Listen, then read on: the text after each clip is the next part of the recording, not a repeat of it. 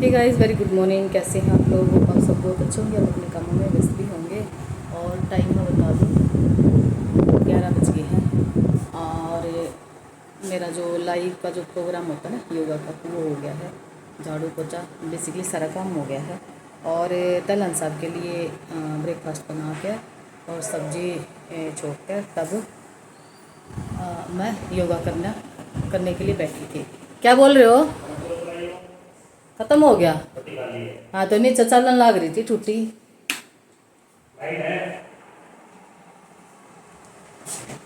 ना।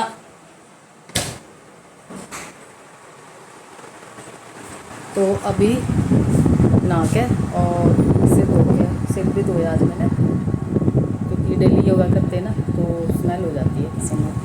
तो अब मैं एप्पल खाऊंगी और बाकी सब्ज़ी बना दी थी। तो अब ये है। और जो मेरा जो ब्रेकफास्ट है वो मैं दिखाती हूँ। तो ये खाऊंगी और फिर एक सूट की कटिंग करनी है। देखेंगे पता क्या हुआ। हर रोज़ सोच लेती हूँ कि सूट की कटिंग करनी है, लेकिन कोई ना कोई काम है ना ऐसा निकल जाता है कि वो कर ही नहीं पाती। और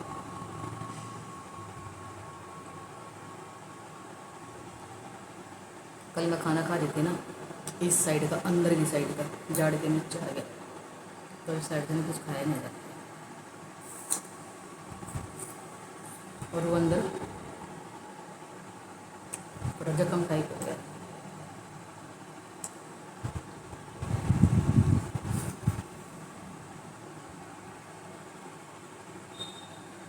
और आज तो मेरी गुड्डी की कॉल भी नहीं आई। अब तो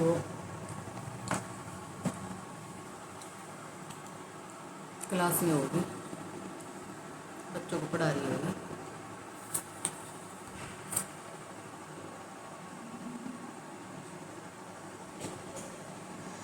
थोड़ी देर में करूँगी।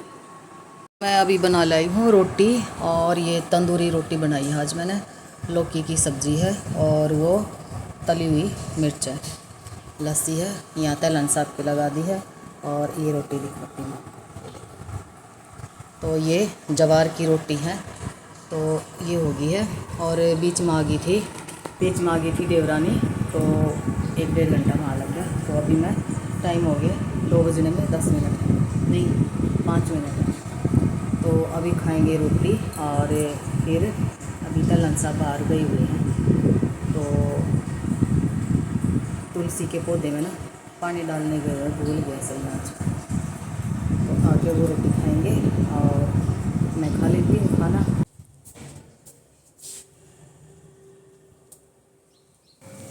तो यहाँ पे मौसम जो है वो ख़राब हो गया है, लगता है कि जैसे बारिश होगी। और ये कपड़े भी सूख गए हैं, तो यहाँ उनको उतार कर मैं अंदर उनको ना उनकी तय करके और फिर रख दूँगी। और यहाँ पे बारिश का मौसम जैसे सा हो गया है और बहुत ही अच्छी ठंडी हवा चल रही है। तो ये सोचा कि भाई बारिश की बूंदें आए दोबारा से, है ना, ये गिल्ले हों तो उससे पहले इनको उतार लिया जाए। तो बस यहाँ पे मैं वही काम कर रही हूँ। और बारिश के मौसम में ना प्लांट्स है ना बहुत अच्छे हो जाते हैं, बिल्कुल हरे हरे हो जाते हैं, खिले खिले से हो जाते हैं। तो और जहाँ इस प्लांट्स के ऊपर है ना वो ग्रीन नेट जो बांध रखी थी ना, वो एक कुछ तो बंदरों ने तोड़ दी, फाड़ दी थी, उसके ऊपर कूद गए और वो फट गई। और कुछ जब तेज़ आंधी आई ना, कई प्लांट्स भी ख़राब हो गए थे, प्लांटर भी टूट गए थे, एक व्लॉग में मैंने बताया भी था।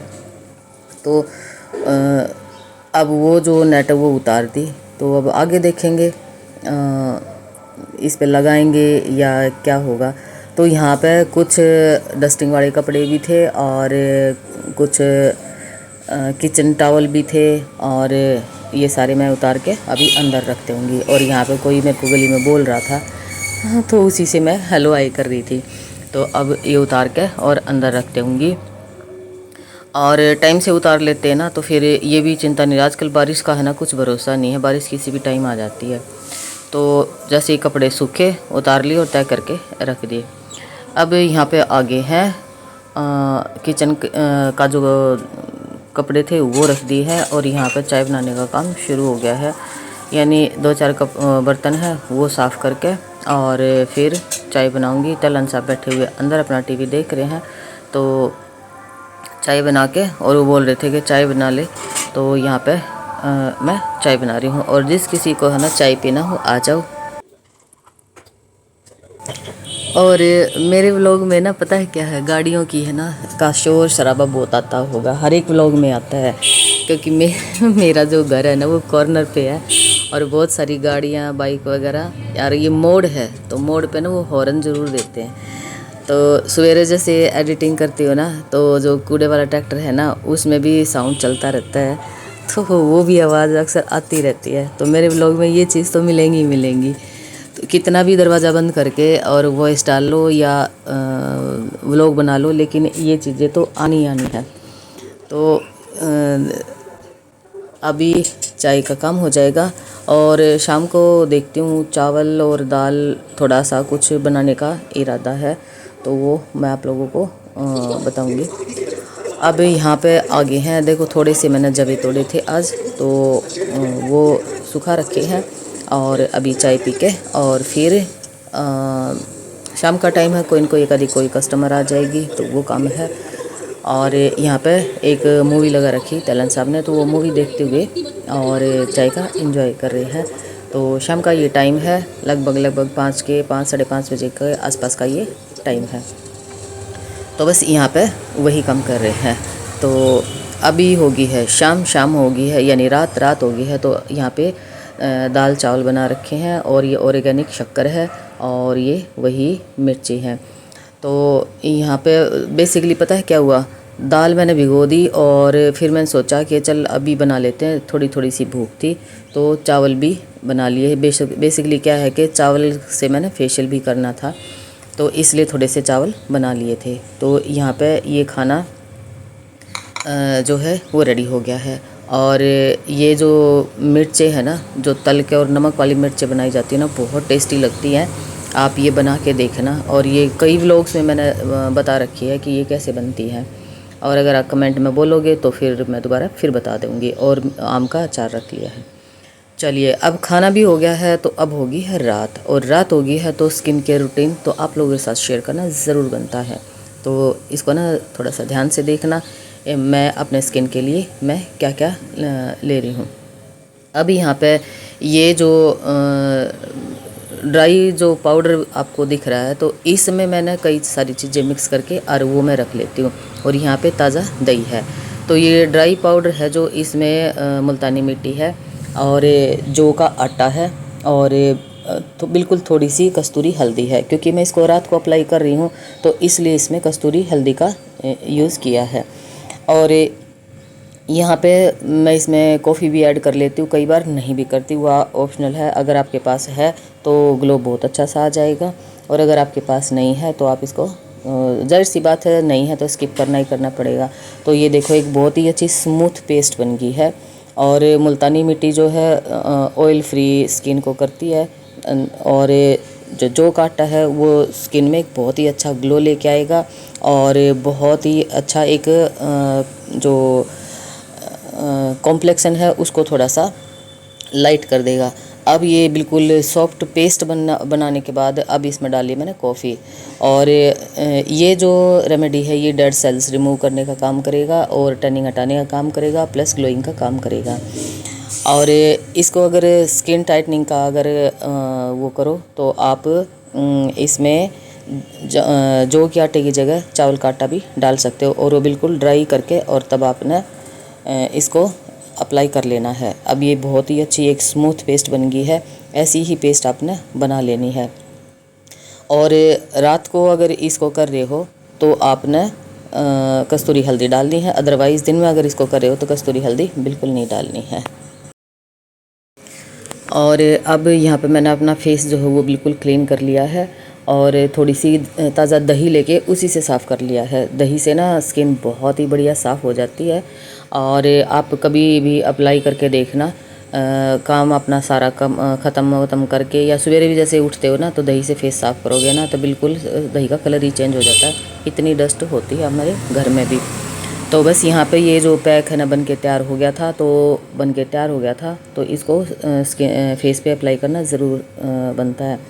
तो यहाँ पे मैं पूरे फेस पे लगा लूँगी। और कोई भी रेमेडी अगर आप बना रहे हो ना तो वो थोड़ी बहुत बच जाती है, तो उसको फेंकना बिल्कुल भी नहीं। मैं अपनी हर रेमेडी में बताती हूँ, अपने हाथों पे उसको अप्लाई कर सकते हो, गर्दन पे अप्लाई कर सकते हो, पैरों पे अप्लाई कर सकते हो, मतलब इवन आप के बॉडी के किसी भी पार्ट पे इसको अप्लाई कर सकते हो, कोई साइड इफ़ेक्ट नहीं है।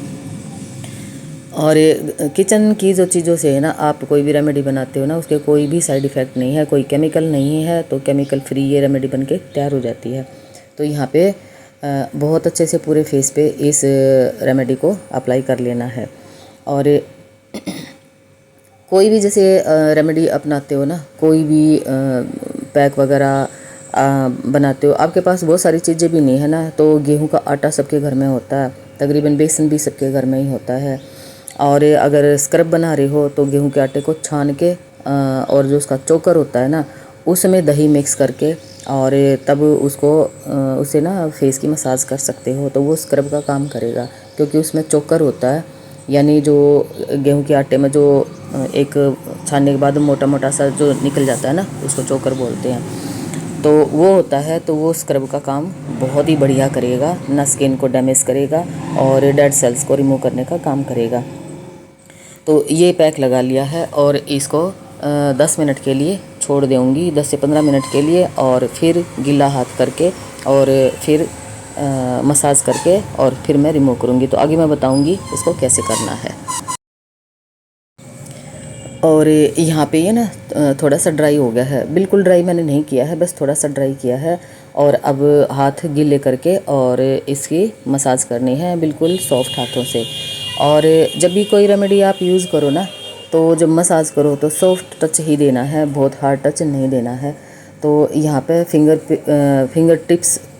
प्रिंट्स बोल रही हूँ फिंगर टिप्स जो होती है ना उनसे आपने राउंड राउंड में मसाज करनी है।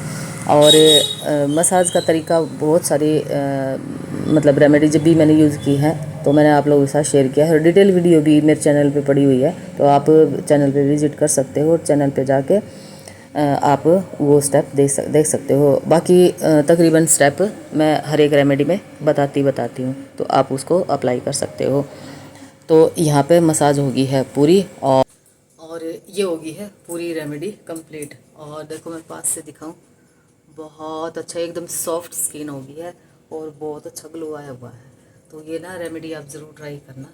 तो और अभी टाइम हो गया है 10 बजने में 2 मिनट है और टलन सब सो गए हैं। बस मेरे को ये रेमेडी यूज़ करनी थी, आप लोगों के साथ इसे शेयर करना था, तो इसलिए मैं अभी तक जगी हुई हूँ। तो नहीं तो इस टाइम तक तो ऑन बेड हो जाते हैं। तो चलिए फिर इसी के साथ, हाँ, अब मैं सिंपल पानी से धोई आई हूँ, तो रोज़ वाटर स्प्रे करना है। और अभी कुछ लगाना नहीं क्योंकि इसमें दही थी, ताज़ा दही थी, तो अभी किसी चीज़ की रिक्वायरमेंट नहीं है इसमें। और अगर आप खट्टा दही है आपके पास, बिल्कुल खट्टा दही है, तो वो यूज़ करोगे तो और भी ज़्यादा ग्लो आ जाएगा। तो मेरे पास खट्टा दही नहीं था, मेरे पास ताज़ा दही था।